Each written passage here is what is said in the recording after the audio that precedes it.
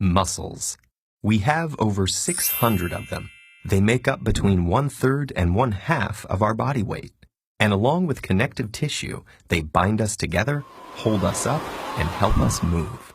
And whether or not bodybuilding is your hobby, muscles need your constant attention because the way you treat them on a daily basis determines whether they will wither or grow.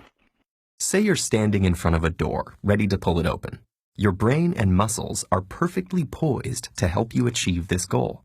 First, your brain sends a signal to motor neurons inside your arm. When they receive this message, they fire, causing muscles to contract and relax, which pull on the bones in your arm and generate the needed movement.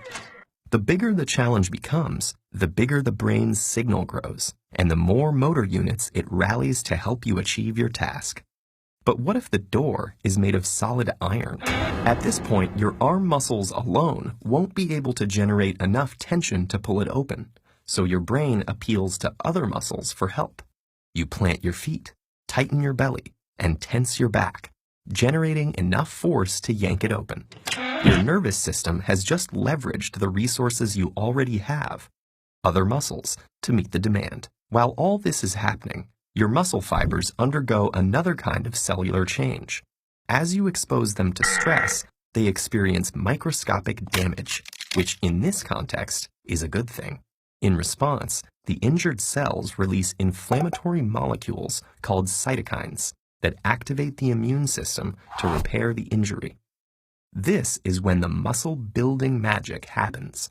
The greater the damage to the muscle tissue, the more your body will need to repair itself. The resulting cycle of damage and repair eventually makes muscles bigger and stronger as they adapt to progressively greater demands. Since our bodies have already adapted to most everyday activities, those generally don't produce enough stress to stimulate new muscle growth.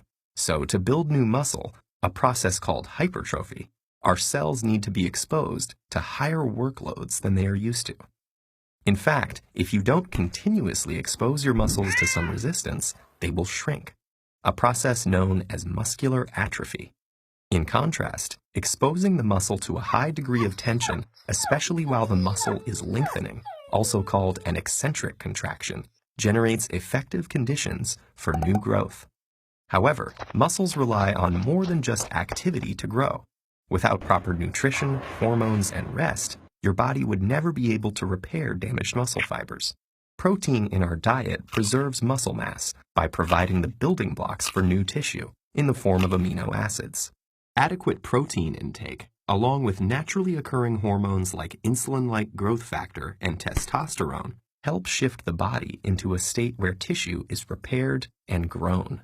This vital repair process mainly occurs when we're resting, especially at night while sleeping.